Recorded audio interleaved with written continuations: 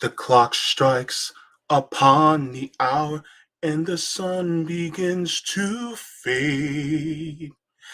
Oh my goodness. Yes, it is late. Hello, hello, and hello. Welcome to the Jaybefaunt channel.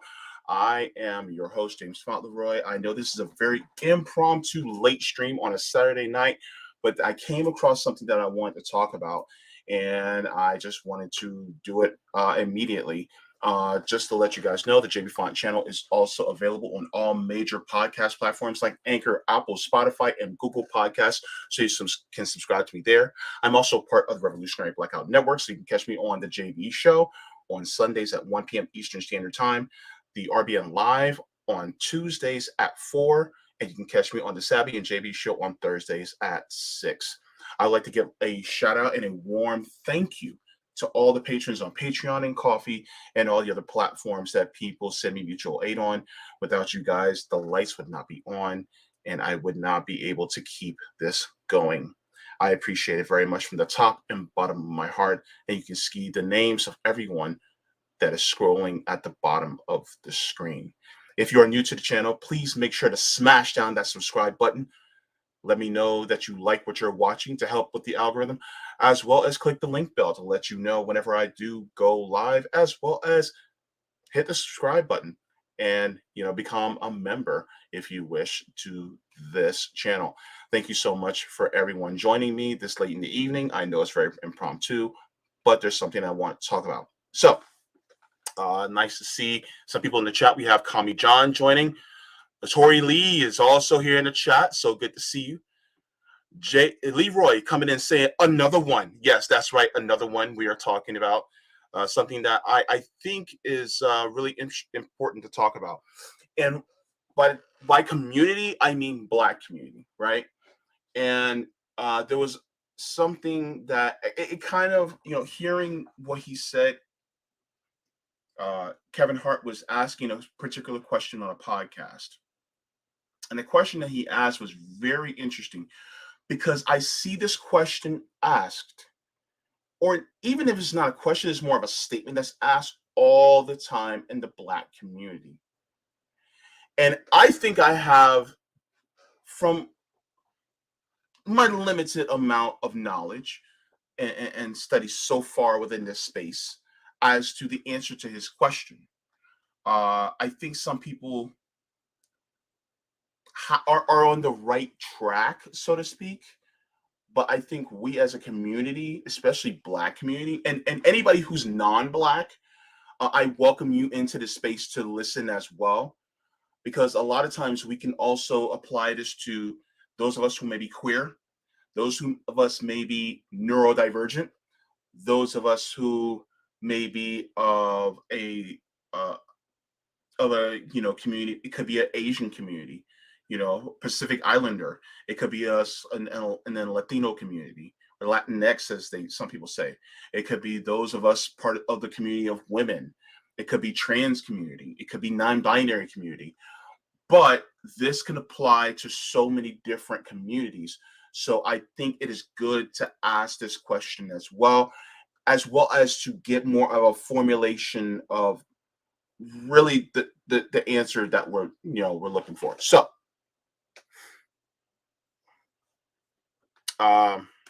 it might be Leroy. It might be.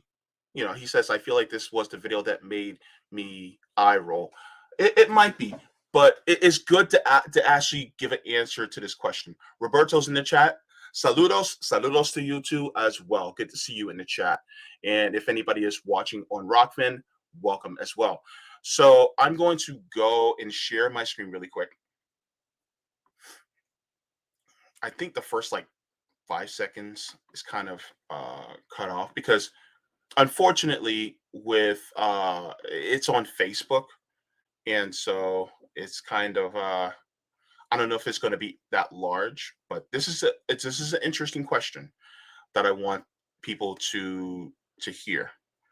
And I have the volume on, and it says the art of dialogue. Says our culture f's it up more than anybody else. Kevin Hart on people allowing ego to ruin relationships and financial opportunities. So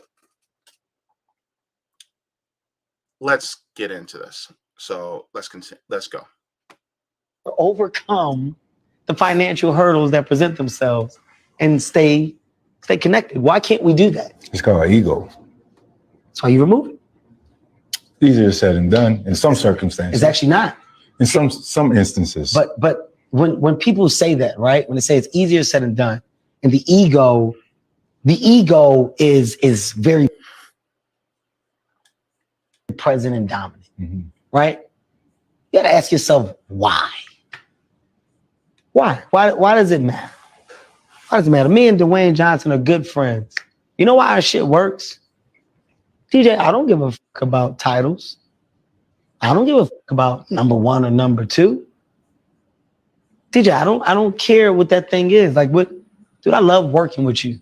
Right. You're my guy. I love you, champ. Love you too, Kev. You want to do this thing? Let's make it work. Kev, my company's producing it. You want dope. I hope you guys knock it out the park. Let me see the materials. If I can help, I can. DJ, I got something that's coming from my company. Hey, do you want me to include you? Do you guys want to co-produce? How do you want to do it? Kev, we'll work it out. We'll figure it out.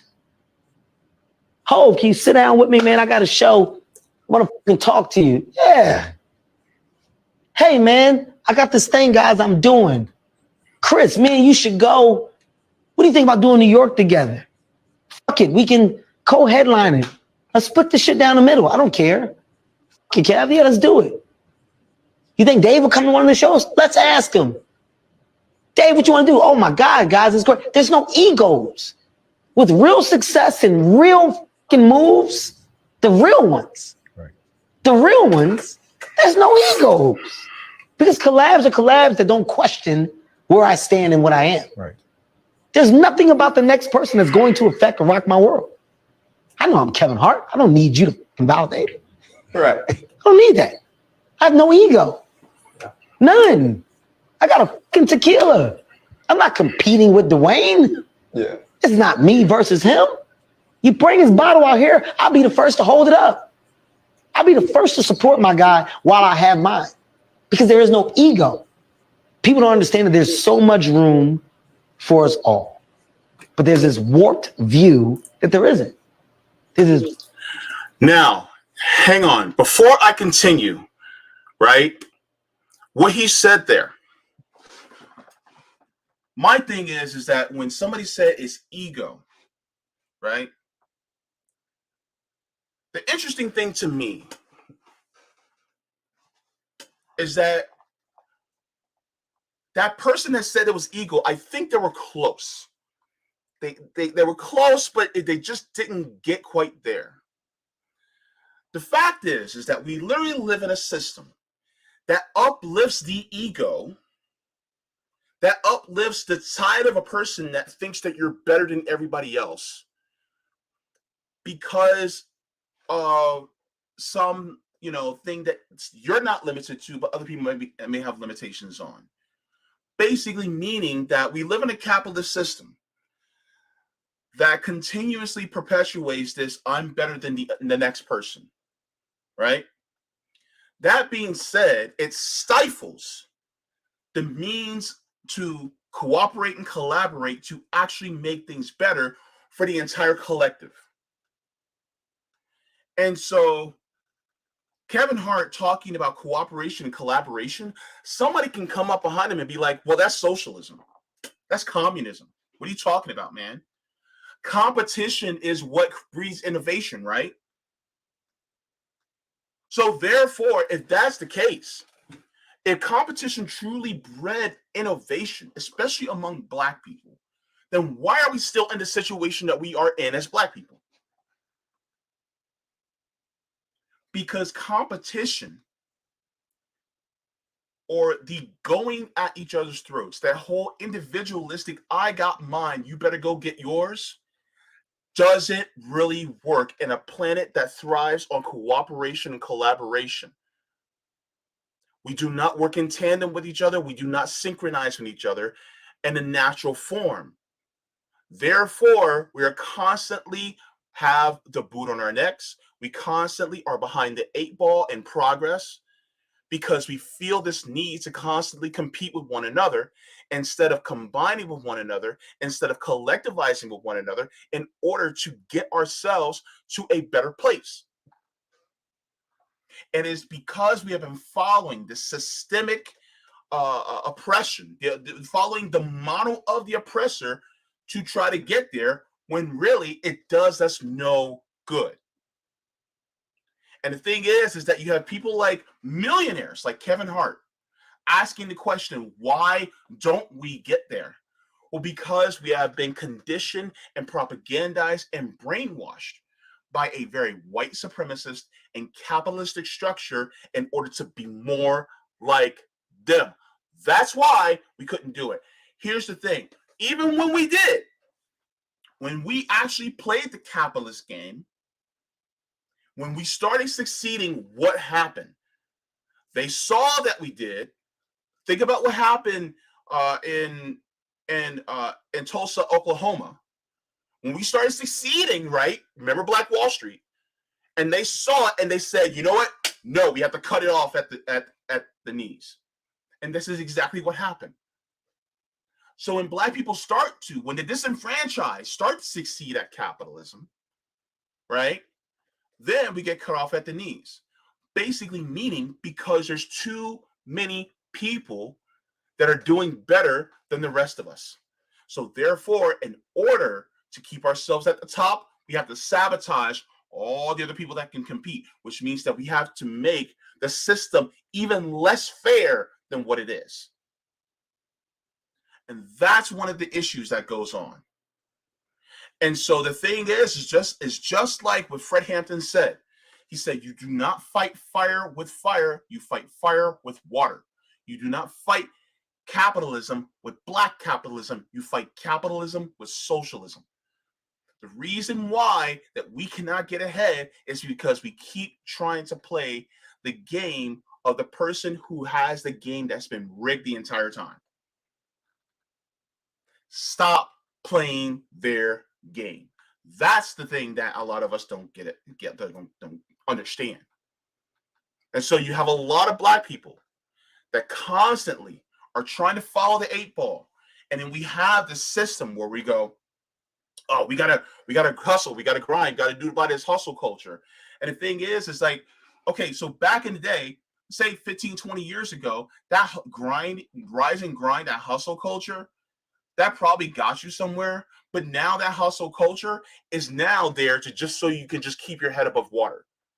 And how much are we going to continue to embrace this hustle culture? How much are we going to continue to embrace it to realize that really the hustle culture that they want you to adopt is really just a means to continue on this hamster wheel of basically making the system more in favor for them.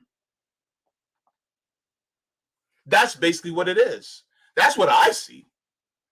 And the thing is that you have a lot of, and you have a group of men sitting here, probably a lot more well-to-do than I am, that are still trying to figure out why we as a culture, why we as a people have not advanced. The reason why we haven't is because we forgot our roots. Our roots were the Fannie Lou Hamers. Our roots were the George Jacksons. Our roots were the James Baldwins. Our roots were the Malcolm X's. Our roots were the Angela Davises, the Assata Shakurs. These were our roots. The ones that saw the system that white supremacy and that has established since its inception of this country. And we said, if this is their system and it's caused this much discord within the world, as well as within the whole of this United States, we want no part of it. Because it is literally killing our environment. It's killing our souls even within. So therefore, what means do we have part of it? It is a system that exacerbates the very grotesques of our nature as humans. We don't want to be a part of it. So therefore, we leave it behind. And we see and we look at other societies, namely At the time, we were looking at the Bolsheviks. We were looking at the Soviets and how they were operating. We were looking at the DPRK. We were looking at Cuba. We were looking at Venezuela. We were looking at these other societies, and we were like, you know what? They're actually doing it more in a way that's more collectivist. That's actually more for the people, for the workers, for the poor. And so by that very notion, then we said, you know what? That's a better system. We're not going to do it. But then every single time we tried to push for that system, remember what the Black Panthers did? Guess what? Then the capitalist system said, "Oh hell no, because that means you're gonna destroy me. No, we gotta get these institutions that are against you. We got to ramp it up." And now look at what the Uhurus, what they went through with the African People's Party. Look at what they've gone through, where they were targeted by the FBI, unfairly, because they were trying to go after Russians. So therefore, by that is you have these systems that are continuously trying to tamp down on those of us, especially a lot of us Black people, because whenever we actually see the benefits of collectivism, of cooperation, of collaboration, and then we strive towards it, then guess what? It may not be bombing in our neighborhoods as before, because now we have, camera phones and we can disseminate this information online very quickly. But they do it under the cover, under the guise of certain institutions, and then they make it look like, oh, you're a puppet or an agent of a foreign government. And that's what's going on. And so it continuously still happens. And then you also have the propaganda arm. And part of that propaganda arm is also in our media, in our entertainment. Because now we always have to keep chasing the bag. And then this individualistic, I got mine, you got to go get yours. And so that's what I've been noticing. And so I'm going to finish this video up really quick.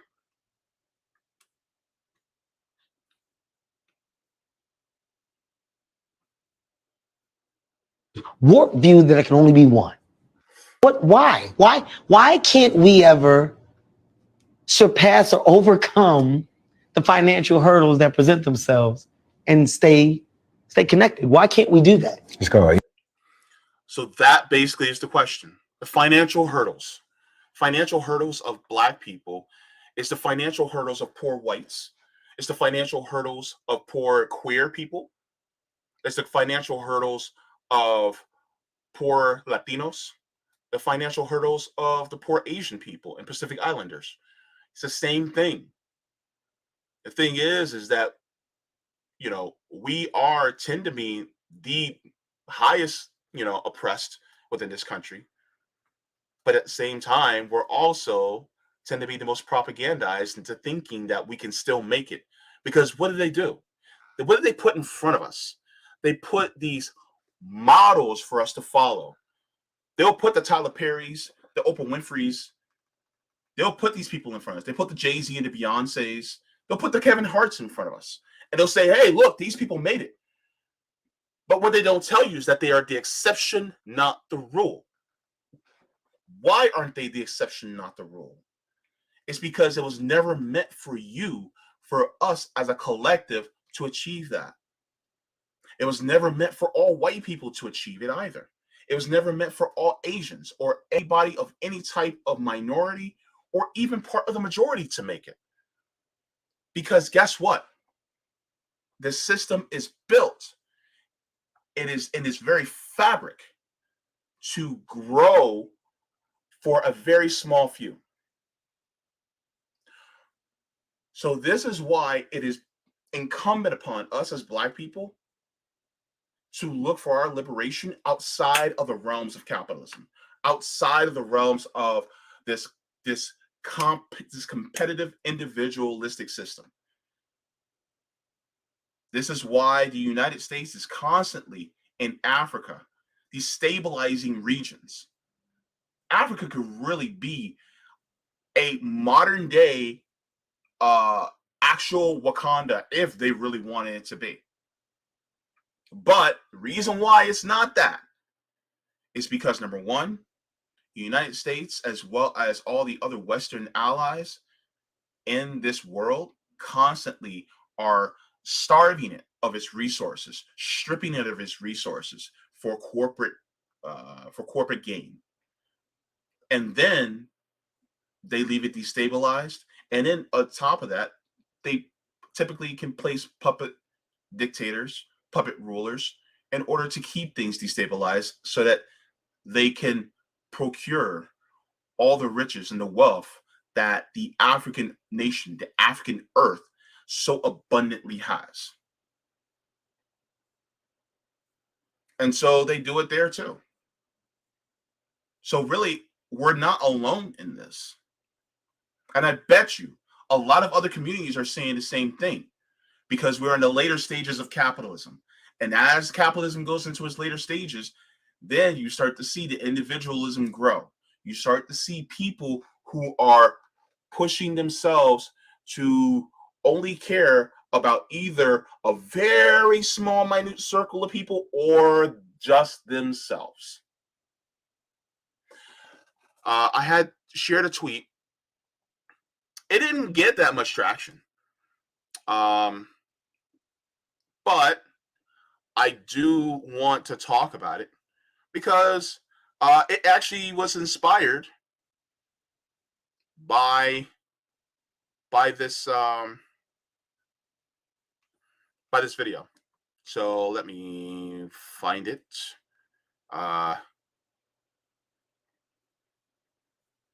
yeah, I found it. Okay. It would have been kind of crazy if I couldn't find my own tweet. Like, JB, what the hell, man? Gets it together. But let's go to that tweet really quick that I had posted.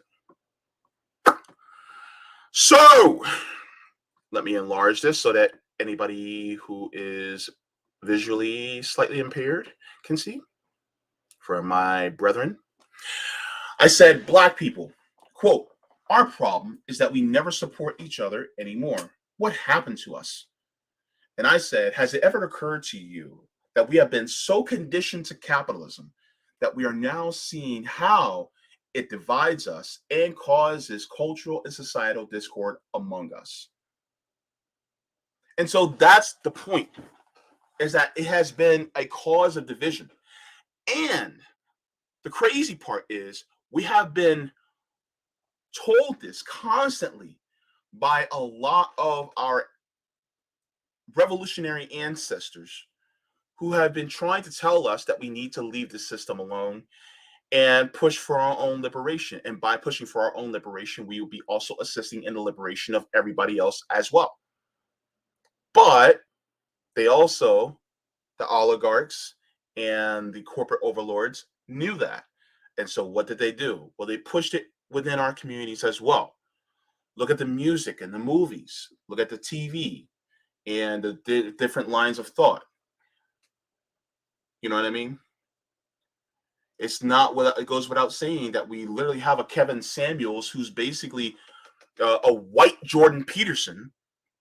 I'm sorry, a black Kevin Samuels is black, basically a black Jordan Peterson in the black media sphere, right?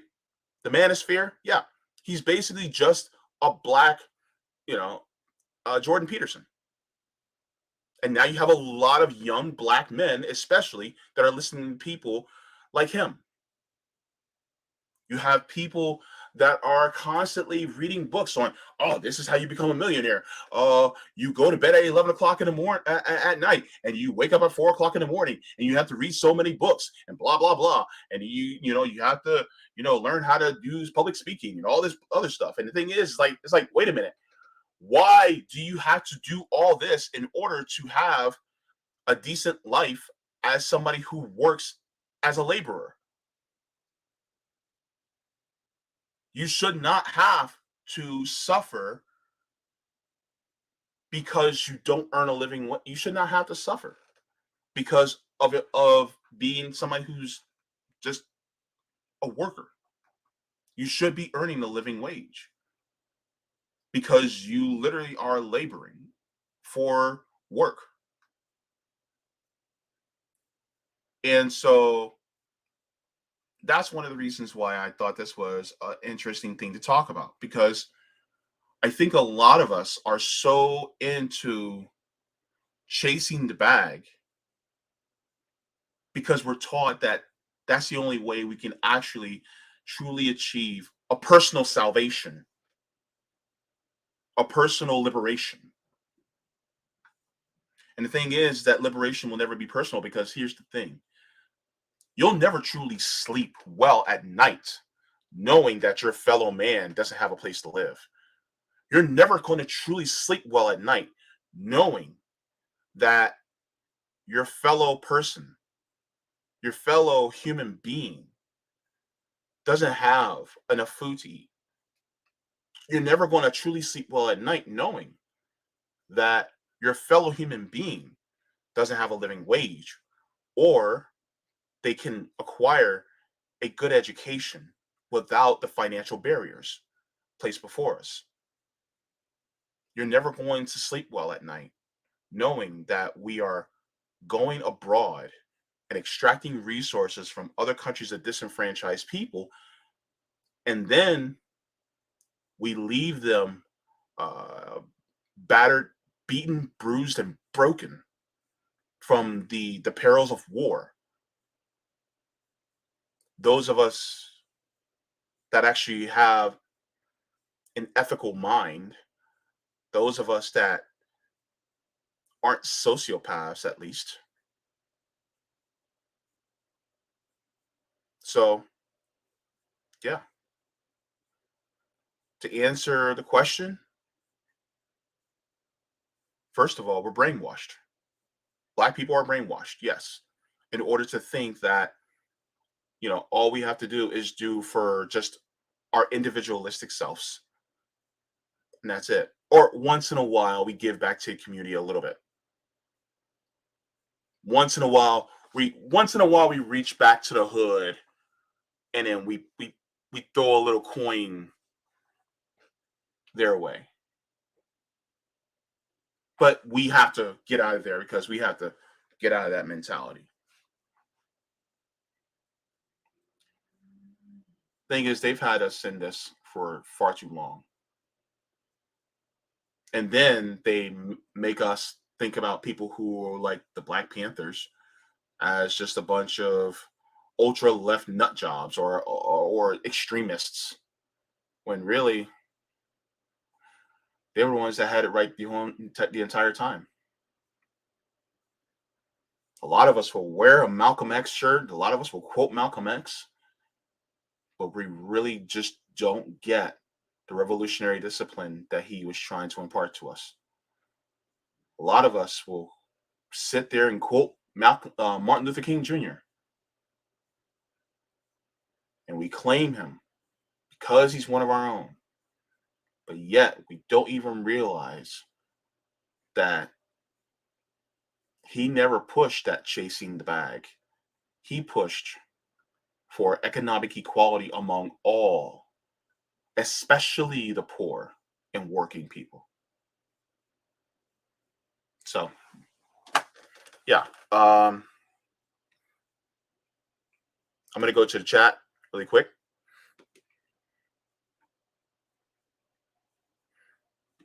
Guacamole Kid says the deep state and shadow government use shadowy organizations such as the Senior Executive Services (SES) in order to systematically subvert, paralyze, and para- parasitize the constitutional republic. Thank you very much for that. Yeah, Leroy said, yep, that's the video. Welch's Grape, so good to see you. CBC Voter is also in the chat. So good to see you as well. Reefer After Dark says, hey, late night JB. Yep, that's right. So this is something I wanted to talk about. I know, some people, may be like, well, what do we do? And the thing is that one of the best things we do is to actually talk about these things. That's one thing. Leave it, have dialogue about this, and continue to have these conversations. But it's not just limited to that. It's also looking to what the needs of the community are and trying to help each other with those needs. Mutual aid is a very powerful thing. And letting people know that it is not their fault that they're victims of a rigged system. It is not your fault. It is not your fault that you're working hard and you still can't afford a place to live. It is not your fault. It is not your fault that you cannot afford proper health care. It's not your fault. It is not your fault that you live in a food desert. That is not your fault. It is not your fault that you signed up to the military and fought for your country thinking that you will be able to reap the benefits of having housing and education and healthcare. And then your same government leaves you basically in the lurch as a veteran.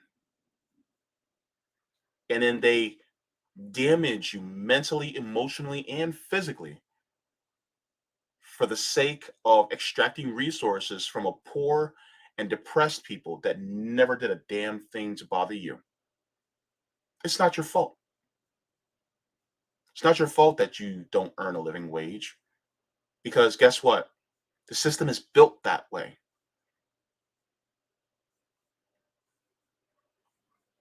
You did not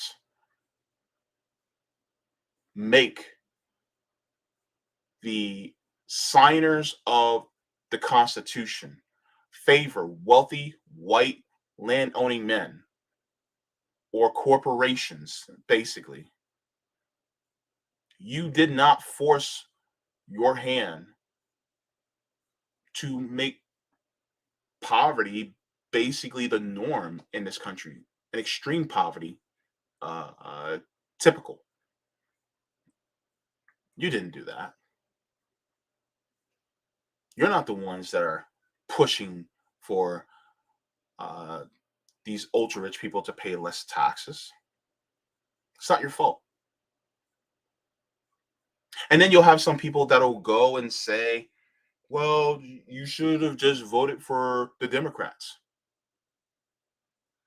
While not realizing that the Democrats are pushing for the exact same things that keep us in the same perpetual cycle day in and day out for decades. So, no, it is not your fault. But there's something that we can do. Each individual, we have our part. Part of it is through dialogue and helping to awaken the people that are around us. It's not easy and it's not sexy, but the thing is that it can be done. Planting seeds takes time, watering, nurturing, so that it can germinate and grow, so that people realize the power that they really have. That's one of the things that we can do. Unfortunately, we have a lot that are against us. But as it always goes, the power of the people is the greatest power that we have. It's more power than any of these institutions. But we all just have to have the will to push for it. But that starts with some of us just taking the right step. So that's it. That was basically this impromptu stream. I just want to thank every single one of you guys for coming in. Be sure to check out the JB show on RBN tomorrow at 1 p.m. And also be sure to check me out on this channel on Tuesday at 2 p.m., where I'll be having CJ from RBN, my comrade and colleague, on here to talk as well. So it is so good to see everybody in the chat. Let me check to see if there's anybody in Rockfin listening in. Oh, yes, there are people on Rockfin. So good to see all of you here. Jacob Greismer says, public speaking, i.e., how to be fake and not have a soul. Walk like the tube, eat like the tube, dress like the tube. Thank you so much.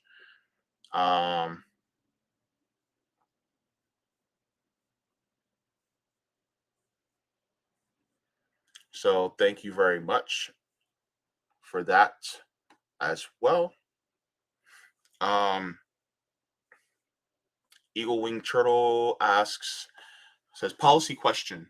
How would you solve the poverty of the hood? Every time someone fixes things up, property taxes rise. So that's a very big question as far as solving the poverty of the hood.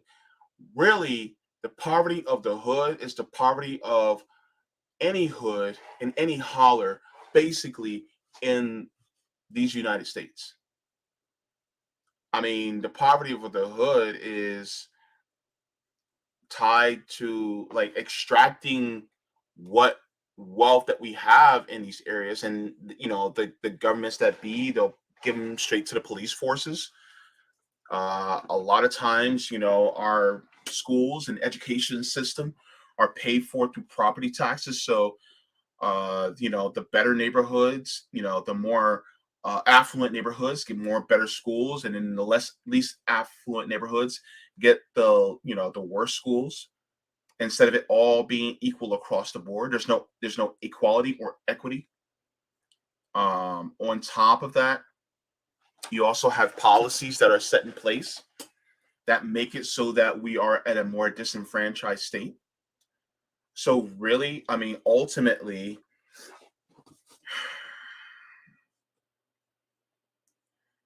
like Rome tells us on RBN, the only true real way is actually true revolution.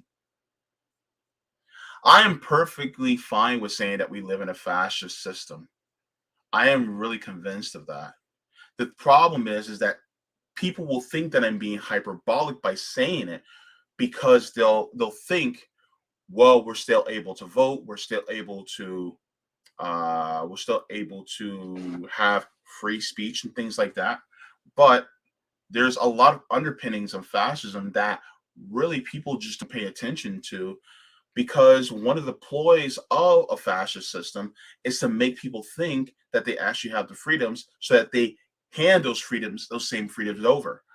What has been happening lately, especially like here in Florida with Ron DeSantis, is we've actually been those freedoms were handed over, especially by a majority of the people, by a lot of people who consider themselves to be conservative. They will wave the "Don't Tread on Me" flag while allowing the state to tread on them, because they think that the state is on their side, when really the state has never been on their side. And so then guess what? Who do they really go after? They go after a lot of us. Those of us who typically on the left, those of us who actually are class conscious, that really want to gather up the masses to actually fight for those of us who are workers and poor.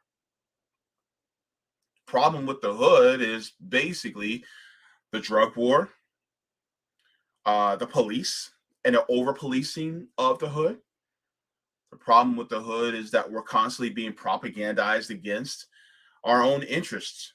We're constantly being brainwashed into thinking that everything is individualistic.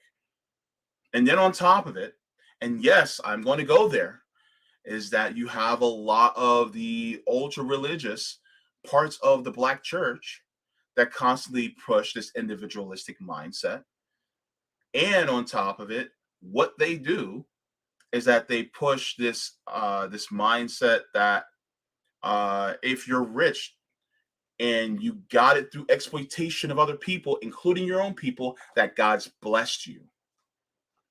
That's one of the other issues as well, because you got the Creflo Dollars and the TG Jakes out there that are saying that, well, I'm rich because I'm blessed. No, you're rich because you're greedy. And that's the thing that people don't want to talk about. Especially a lot of older Black people tend to fall for it.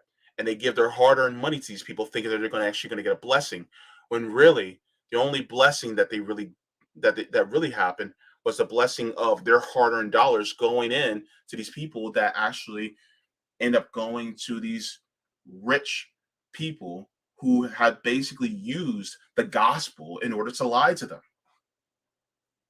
So that's what it is. And the thing is that a lot of us have left our revolutionary roots. In fact, It is actually gangs now have less involvement from police and less interference from police by doing criminal activity than they did by doing revolutionary activity, by feeding people, by providing for their communities, and by giving education. Like, for instance, free lunch. Like, for instance, what the Black Panthers did, the free breakfast programs. They did free clinical programs. They did clothing programs. That got interference from the local authorities as well as federal authorities. But if you start gang banging and selling drugs and doing shootouts, you actually get less interference from police. Interesting how that works. So that's what it is. How do you solve poverty out of the hood? Well, you actually have to fight against capitalism. And that's one of the main things. But it also means having a class consciousness and combining with people who may not be like us. For instance, we may have to team up with the poor whites, right? I'm not saying the racist ones. I'm saying the poor whites, the ones who have been diverted, by the rich elites as well, into thinking that we're the problem. The poor whites that think that the illegals are the problem, the quote unquote illegals, right? They've been propagandized, they've been brainwashed too. And the thing is that you have a lot of white people who are of Marxist and Leninist thought, those who are more socialist thought, who are actually doing the work of telling their fellow white people, look, the Black people are not the problem. The immigrants are not the problem. The queer people are not the problem. It is the elites. It is the oppressive class that's the problem. So they're doing the work of talking to their community. Look, we're doing the work of talking to our communities, the Black community, and telling them. And yes, you also have some Black people that are also anti-immigrant too. Let's not sugarcoat shit. You have some Black people that are very anti-immigrant. And then the only thing that they think will solve our problems is, oh, all we got to do is just get some reparations and boom, everything is good. No, you have to change the system at its root. That is also essential in order for us to make change. Yes, our reparations is important for us to actually achieve the equity that we deserve because it is owed. Absolutely. But you also have to repair the system. That also has to be done. The system needs to be broken down and changed and created anew.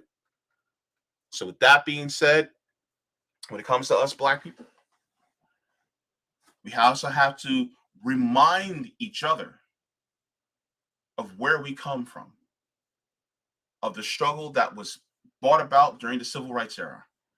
Because economic rights is a civil right. It is. It's never changed. Dr. King established the Poor People's Campaign. Why? Because it was and continues to be a civil right. And the problem is that we have walked away from that because they got at us. They got at us. They told us that we didn't need to do that. They put a Black face in a high place and they said, oh, you guys already achieved it. You guys don't need that. They put a Black president in front of us and said, you guys don't need to fight anymore. They put a female vice president in front of us. They said, you don't need to do that anymore. They put Black governors, Black civil rights. I'm sorry, not civil rights. They put Black legislators in front of us. They'll put a couple Black billionaire faces in front of us and say, you guys don't need to do that. You're good. You're okay. We gonna be all right. When we're still not. I think that's what we need to focus in on. Eagle Wing Turtle continues, says, a lot of people think there will be a rich savior to come and fix up our cities, but they just hollow them out more. We have the skills and stuff we need to fix up our infrastructure and social issues. When poor people fix up the neighborhood, the city is like, okay, so you're rich now. Yeah, but the thing is that no, that the thing is shit. I'm gonna say it. The stolen wealth needs to be taken back. It needs to be seized from the people who stole it from us in the first place. Yep, that's right. It was stolen from us, and it needs to be taken back. But it has to be done through a class effort. And when it's done through that, then we'll get it all back. But it has to be seized. I don't say tax the billionaires and make them pay their fair share because billionaires shouldn't exist in the first place. As long as there's somebody that's sleeping on the streets because of a system that is rigged, then nobody else should have a second home. I'm a firm believer that if you go to a cookout and if you eat your first plate, you should wait till everybody else gets their servings first, and then you can get your seconds. If there's enough for everybody else. I don't believe in taking and continuously take from others. That's not right. And people will say, "Oh, well, it's a personal decision." No. Being poor, being in poverty is not a personal decision. It is a systemic decision. It is not a moral failing. It is a systemic failing. People don't choose to be that way. People generally actually do want to work. But the problem is that there's a system that really disenfranchises people from actually being able to to thrive, even to survive. So Kat Terrell says, JB, I've been seeing a lot of anti-immigrant sentiments from former immigrants too. Unfortunately, that is also true. And I like to call that pulling up the ladder behind you. So yeah, unfortunately, that happens as well. It's sad, but that's that individualistic mindset once again.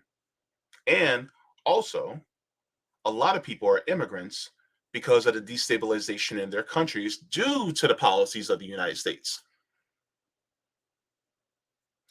Crazy as it sounds, I think the immigration numbers would actually lower if we stopped doing the destabilization in the global south and in African nations and actually started helping people to build up their own nations, kind of sort of the way China does. Now, China is not the perfect example because China also isn't perfect and China does have their sins, but they're a lot less worse than the United States when it comes to, foreign governments. That being said, the United States could just leave these countries the F alone and let them build themselves up, including countries like Nicaragua, Venezuela, and Cuba, and let them be. But because they're socialist countries, then the United States doesn't want to do that because then people will start to look at it and be like, well, why can't we do that here? And then next thing you know, people start getting ideas. So, yeah. But I do think, even though you know, I love immigrants because, you know, and truth be told, I don't think we should have national borders anyway because that's stupid. Because we all live on the planet, and if you look at the Earth, there's no actual borders when you look at the actual ground. But anyways, I digress. But you know, people will be less likely to move away if they got it good. Will we have more vacationing here? Probably, yeah. Because the United States, as the country, is actually a very beautiful country. But as far as people moving here, it probably wouldn't be that much. It wouldn't be as many people because if you like, let's for instance, people from Honduras, people from Haiti, if they actually had it good in their country, if the United States wasn't destabilizing these countries the way they do, if things were actually a lot better, they wouldn't see a need to leave. They would probably visit more, but they probably wouldn't move here because everything's good. They got their families there. They got their friends there. They got the people that they grew up with there. But at the same time, love to have you. And if you want to move, great. Because humans, the right to freedom of movement, I think is a right that humans all should have. But that's part of my brain moving towards the left, towards communism, because that's the way I feel. But yeah.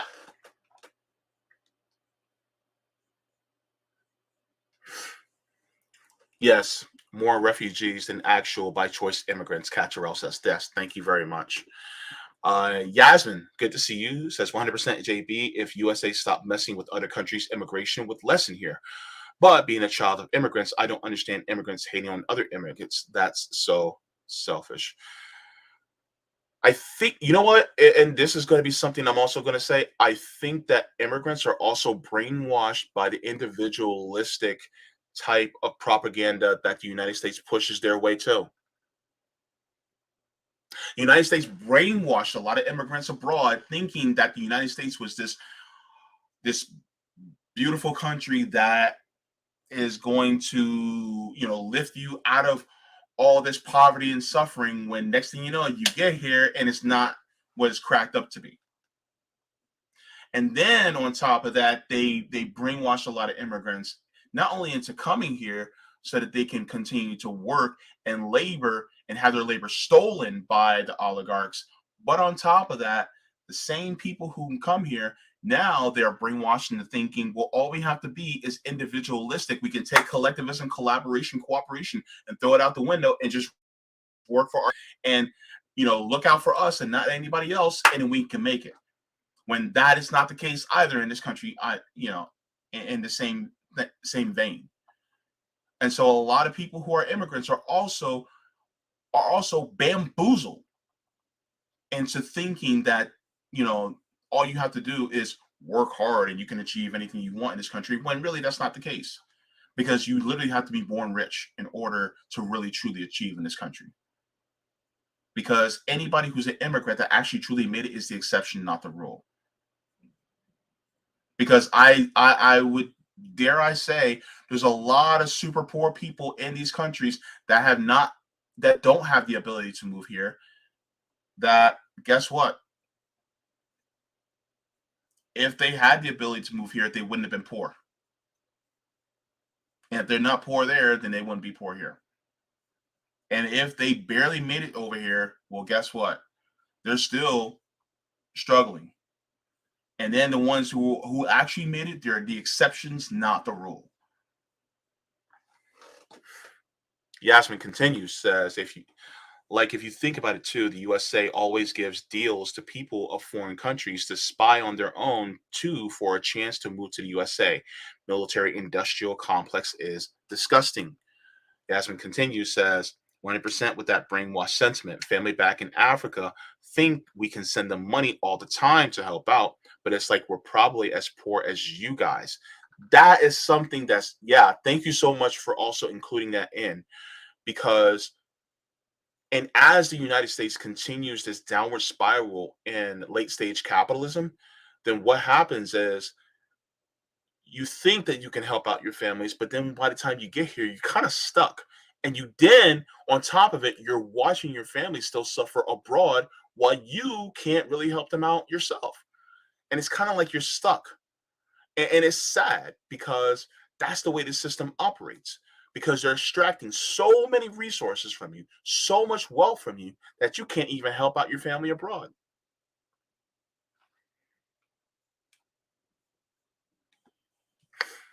Eagle Wing Turtle says, do you know what TIDs or TIF districts are? Tax incremental finance districts. I am not aware. I apologize. I'm still learning. I'm still a student, so I'm still learning. But yeah, is it a means of like tax exemption or something like that? I'm not exactly sure. But yeah. But it is 11:39 and it is past my bedtime. But I do want to give a shout out and thank you to everybody who's watching. Rory O'Neill, so good to see you also on Rockfin. And let me see. Eagle Wing Turtle says it has been a main scam to scam off public schools to give to private businesses in the name of raising property values to supposedly bring more money to school districts. Look, I'm gonna put it to you like this. I say the funding for school districts, put it on the federal government, slash the military budget, and then for a time, equitably raise the standards of all the schools within the United States to all the same level. Then once they're all at the same levels, then equally give every single school the same money proportionate for every single student. So if you're going to be doing, like, let's say $1,400 per student each year, no, let's say you're doing $2,500 per student every single year or every single school year per student, I want that to be from the kids in Kentucky to the kids in New York to the kids in Arizona to the kids in Wisconsin. Every single student has that proportionately. Or let if you guys want to do it more as as as far as the cost of living is concerned, you guys can do it that way. But it needs to be where all the kids can get an equal footing as far as education. K through 16 at the least. Really, to be honest with you, and maybe this is the extreme left in me, but I say even up to graduate school should be tuition free. Because we need more people who are engineers and doctors and people who are who can, and then on top of that, people who can do the vocations of masonry and woodworking and metalwork and electricians and things like that. We need them too. That's me. But I think that the education system is wholly inadequate and it should be completely revamped. And also, we also need to start teaching the way kids learn and have schools that operate in such a way where it adapts to different types of kids learning. Some kids learn better at night. And also, why are we sending teenagers to high school at 6:30, 7 a.m. in the morning when teenagers typically have a circadian rhythm that is more conducive to learning in the evenings? But it's because, well, we're teaching kids to be laborers and workers, not actually for, and to be compliant, not really for the actual of educating them with critical thought, because we live in a capitalist system and it doesn't revolve around the human condition. It revolves around the condition for people to make profit. That's basically what it's about. Catcherell says, I've been skimming from city officials with public works projects. Contractors get skim funds as well if they're related to or friends with said officials. Yeah, there's a lot of uh, there's a lot of conflicts of interest that happen. So yeah, but listen, I gotta go. It's late. I gotta get to bed, and plus I got a stream to do tomorrow. But I just want to thank everybody for watching. This was a very good stream. A lot of great responses, a lot of great questions. Thank you so much. What do you think? Put in the comments. What do you think about what Kevin Hart? I almost called him Chris Rock. Sorry, but what do you think about what Kevin Hart said? What did what he say resonate with you? Do you think that it is capitalism, or are you somebody who is a capitalist and thinks, well, no, capitalism has been good for all of us, so it should, that is just ego. I disagree, and I think you're wrong, but you're entitled to your opinion. But yeah, I think that it is definitely capitalism, which also fuels the ego because it makes people think that they're better than everybody else. Because it facilitates that, it exacerbates it. But that's my brain. But I want you all to water your plants, water yourselves, leave the world better than you found it. Smoke them if you got them. And oh, I want to dance with somebody. I want to feel the heat with somebody. Yeah, I want to dance with somebody. With somebody who loves me.